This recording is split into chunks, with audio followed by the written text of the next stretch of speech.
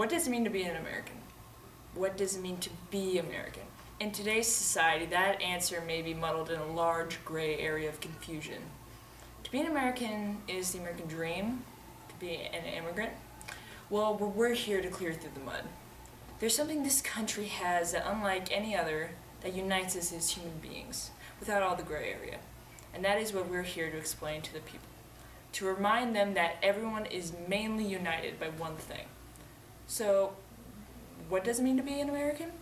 To have the freedom to speak your opinion, to criticize the government with no fear, the ability to assemble individuals who share your views, to let the world know what the people in the country want from our government. A country ruled by the people, for the people. The freedom of speech and assembly. It can be argued that the 15th Amendment defines what it means to be an American, the right to vote, or it can be summed up in an idea, the American dream, for example. But what does the First Amendment have that those options don't? One, it was the First Amendment created and verified, hence it being number one. Another reason, it was the First Amendment created. The 5 rights spelled out in the First Amendment are the most basic and necessary rights in the Bill of Rights, showing that they aren't each and in their own their individual rights. Going further into speech and assembly, we use those rights on a daily basis, compared to voting where we only do so maybe once or twice a year, if at all.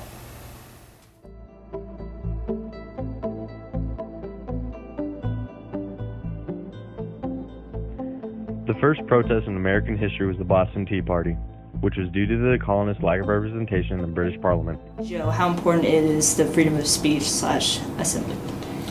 Of course, the First Amendment to the Constitution really does set the basis for all others. You know, it's the freedom of speech, the freedom of assembly, and without those freedoms, the others that follow behind it really don't mean a lot, because the freedom to express ourselves as Americans is one of the basic tenets of why we broke away from England. They wouldn't listen to us. They squashed our speech. They squashed our rights to assembly. Just the thought of someone not listening to what you have to say, do you think that deters people from exercising these rights of freedom of speech and assembly?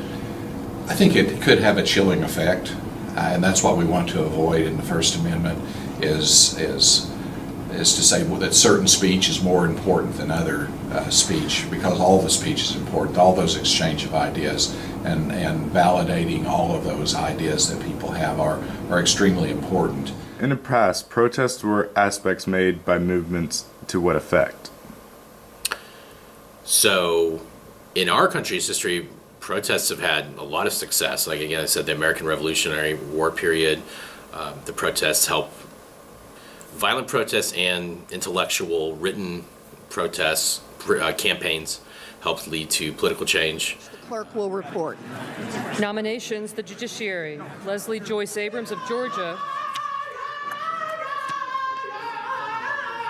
Sergeant at Arms will restore order. Order in the gallery. Many protests or public exercises of the First Amendment don't come across to the public eye as American, even if they have good intentions at heart. The Vietnam War was one such protest. At this point, the war had been going on for about 10 years. President Nixon famously appealed to the silent majority who opposed the war. Mostly his argument was that they weren't supporting the men overseas by protesting it. This was true in some cases. There was violence against some soldiers who did return home. People generalized some atrocities like the My Lai massacre with the entire military.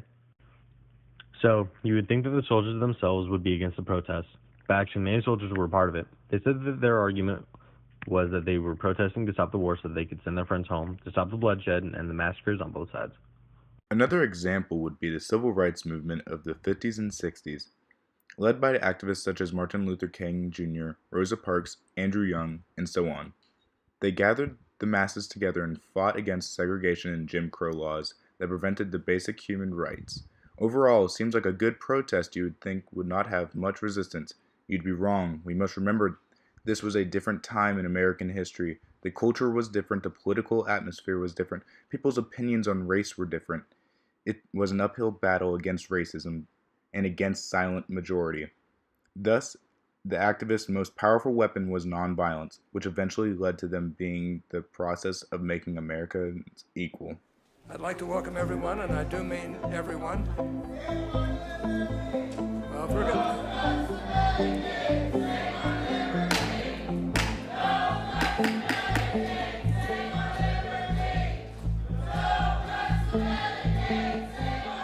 Even with this clash of ideas and opinions, the sides did have something to agree on.